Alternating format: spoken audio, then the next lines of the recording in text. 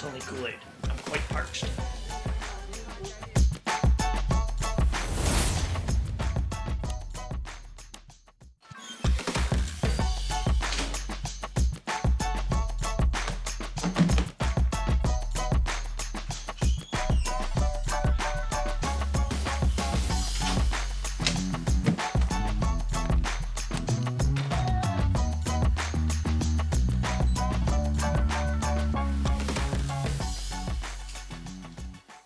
What is going on here?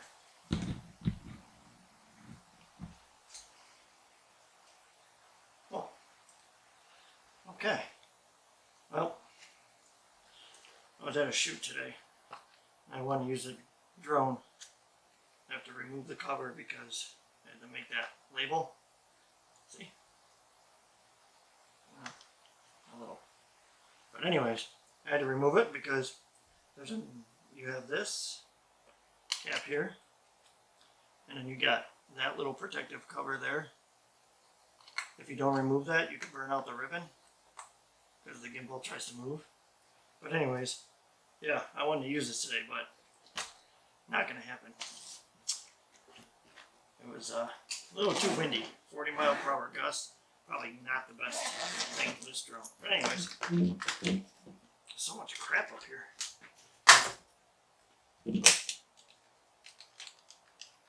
So much crap. Alright. So, I'm going to get in the habit of trying to do a kind of a behind the scenes thing of, going out and RCing. Pretty much what it takes me to go RCing, from picking a vehicle, from charging batteries, loading up, the trip there, as well as some behind the scenes of setting up the video camera to get different shots. I want to try to work on getting better shots as well. Like a lot of the times, like you go up a hill, you think, oh, that wasn't that bad, and when you're face to face with it, the thing's like a straight up wall. So I want to try to get better shots of that stuff. Trying to make a trip to Chestnut Ridge Sunday. I gotta spend most of the night updating my photography website, and I had a shoot today that I gotta try to get some of the pictures done. But anyways, so much crap here. I want to start doing like I said, the behind the scenes, and then showing the regular video. So you'll have 2 separate videos each week, as long as I can get out to do some kind of RCing, even if it's in the backyard course, which I know a lot of people still want to come and check out. It's just I've been so busy that I haven't had time to actually invite people over to show them.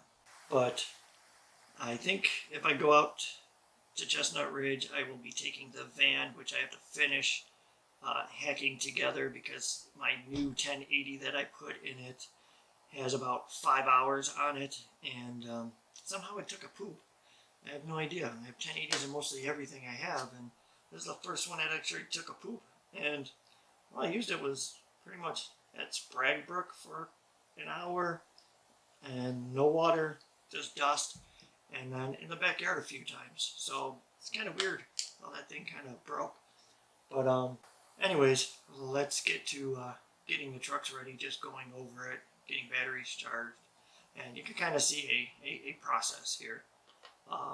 Everybody thinks, oh, I'm just going to charge a battery the night before and I'll be good to go in the morning. Well, it's not too easy for me anyways, but let's get cracking.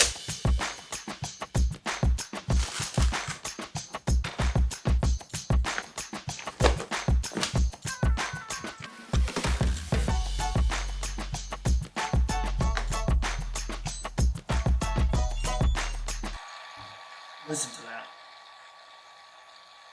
I dropped something in the fan.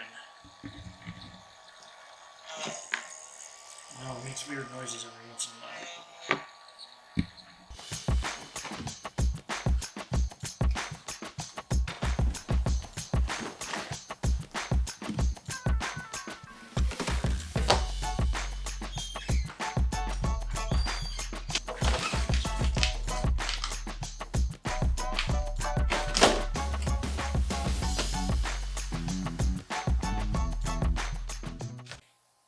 the 1080 took a crap in this? I have no idea. Charisma. She's a cute thing. She works really good. I mean, not the most top of the line thing, but she works really, really well. I'm just upset that that 1080 took a poop. But she's a little dirty. Come here, take a look. So I had to use a 1060 just temporarily to run for tomorrow or whenever I post this, but it's going to be Sunday. I don't know how it took a crap though. Motor seems fine. Steering servo seems fine. I don't know. But we got to just temporarily get everything in place so that she'll run tomorrow. So all I'm going to do... Hey, stop. Stop moving, will you? There we go. So what I'm going to do is I'm just going to take a couple zip ties, zip tie this 1060 down, zip tie the wires in place just to run tomorrow until I can get to Field Hobby and get, yeah, good product placement, huh? Don't worry, I'm not getting paid for this. Till I could get to 1080, get another 1080 from Fields this week and try to get it all back in, and hopefully that doesn't fry again. I don't understand that though. But yeah, I'm just gonna zip tie it up and on to the next vehicle for tomorrow. She is such a cute truck. I don't care what anybody says about Charisma. They did a good job on this little turd. I mean, the axles are ugly, but you know, it's got nice metal links, metal drive shafts, and she performs really well. The shocks were crap out of the box, but with a little reworking, I mean, she works out good. Stock SCX-10 front link in there, because the other one was plastic, and every time you hit a rock or something, the front wheels would go, woo. But I think she's going to be alright. We'll see if anything burns up tomorrow. I think we'll run her on 2S. I don't think 3S was... I think this thing was happy on 3S last time. Huh. Oh well. What are you going to do, right?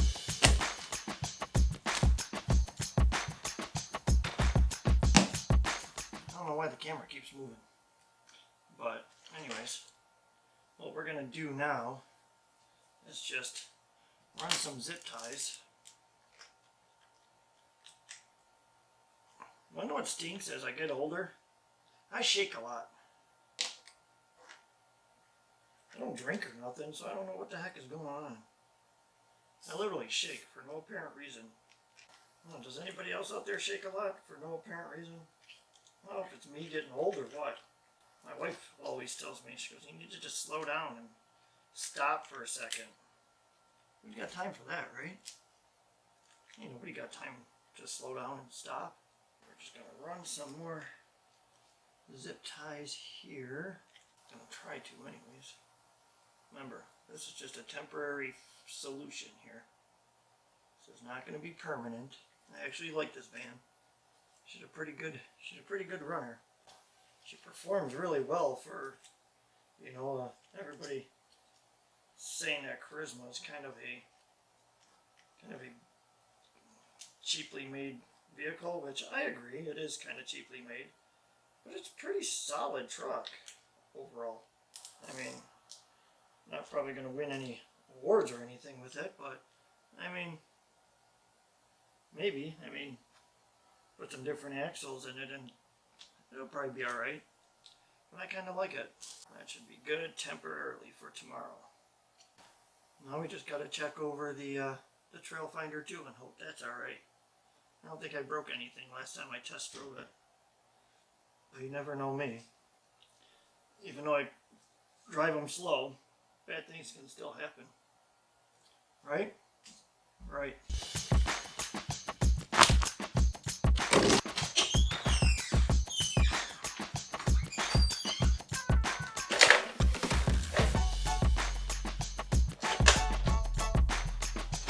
This one's usually pretty good all the time. I don't really ever have too many problems with this one. Nothing looks like it loosened up. These springs are a little mangled. 3-link in the front that I added was still pretty solid. Nothing loosened up. Everything looks pretty tight. I don't know what that was. A little sticky icky there. We're gonna have to oil it up a little bit more. But everything seems pretty good. So I think this one should be good for tomorrow too. She has some pretty good flex too. This is this was one of my original trucks. It's like when I first got into RC. This is like one of the first expensive vehicles I bought. She's been through hell and back. But no, she's still pretty solid. Got cross RC axles in there, which somebody else put in. I think it was Jared, to be honest with you. Gleason, he swapped out the axles, I'm pretty sure. And I forgot, I think it was Mike Deemer who put the 1080 in the Crawlmaster motor.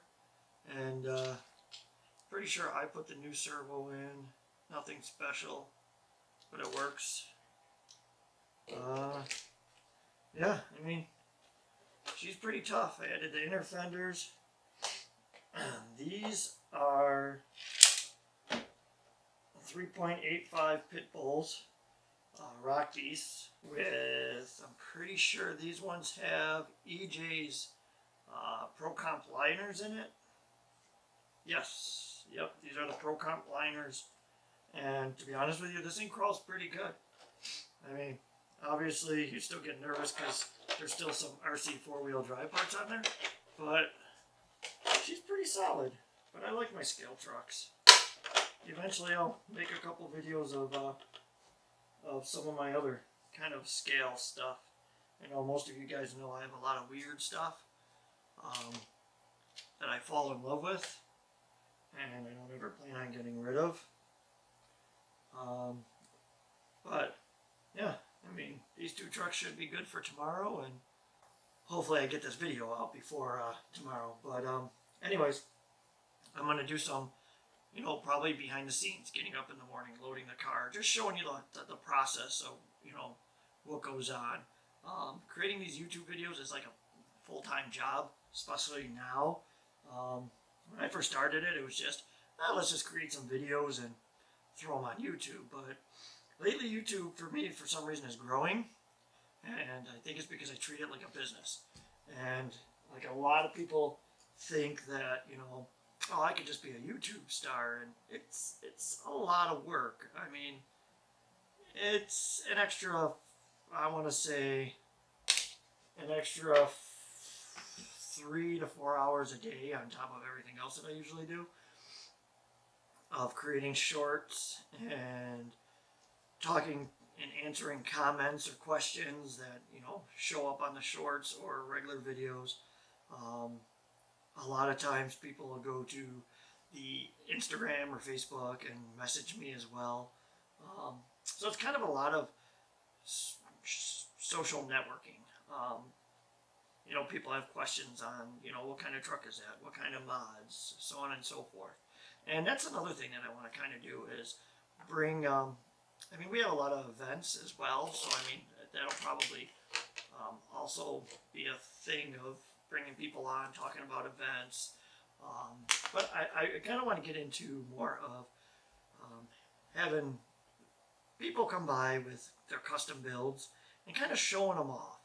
Because, I mean, a lot of people see the same trucks over and over again. Oh, I went to Fields or Horizon Hobby and I ordered this truck or that truck. And it's not really your own unless you start adding and changing things on it. Like this Trail Finder 2, it was one of my first trucks. Yes, I didn't add the Demon axles and stuff, but I decided to change up the 3-link, do the TerraFlex mod in the back, and you know, I did the full interior when I first got it. You know, adding the pit bull tires, so you know, the wheels and certain things like that to make it your own. The van, I didn't really do too much on that to make it my own yet. But there's a lot of trucks upstairs that I have that have basically been made to be my own. Nobody else has it. Nobody else will probably have one that I know of, but if there is, that's cool. Like if you got an 8x8 Cross RC Mammoth BC8, awesome. I mean, I would love to see everybody else's builds like that. I don't see too many of my HC6 Cross RC trucks, the military one that for some reason I get a lot of questions on. I don't see a lot of those out either. I don't know if it's because, you know, there's not too many places you can kind of run those, but I mean, they're tough. They're really, really tough. I mean, I love my HC6 and my Mammoth, but the problem is they're so heavy. So if they break on a trail, carrying that thing, not going to be easy. Even this thing, I mean, this thing's a solid little monster. But, I mean, the BC8 Mammoth that I have, the 8x8, that thing's a tough cookie. We had a recovery mission kind of day here at Backyard Course. That thing was just ripping things apart. I mean, it didn't care if it was stuck in mud, didn't care if it was stuck on a rock. You put that thing in high gear, it just ripped whatever is in the way or stuck, it just rips it right out. But anyways, so, I mean, in the near future, you'll be seeing more videos of, I know a lot of people are camera shy, me, I'm one of them, but I can't keep this pretty face hidden consistently. I would really like to bring others on and show off their custom builds. Even if it's, you know, something they put axles in, but they fell in love with the truck. Like, there's a lot of people out there that still have trucks that, you know, when I first met them years ago, they still have them sitting on a shelf because it's a pride and joy that they can't get rid of. First of all, you're not going to get the money that you put into them, but they're just yours, and you've done so much to it that if it goes away and it doesn't come back, you're going to be like, man, I really wish I had that car. You know, like most of us with real one-to-one cars. Man, all the cars that I've had in my life, it's like, you know, there's a couple of them I go, man, I kind of wish I still had that. But anyways, I'm going to end the video for today. But tomorrow you will see a kind of a behind the scenes of getting everything ready to go in the morning, getting in the car, the drive, some behind the scenes of setting up the camera and stuff like that to show, you know, what it really entails. I mean, you go out there and have fun, and it's just sometimes when you go out to make a video like we do, it's like a lot of time consuming because people don't see the full result, such as, you know, setting everything up, picking a path, then coming home and editing it, which is not the easiest thing in the world. But enough of me rambling on. Let's get these ready to go. Get these batteries all charged up, and you know, you'll see more videos coming soon that are kind of face to face.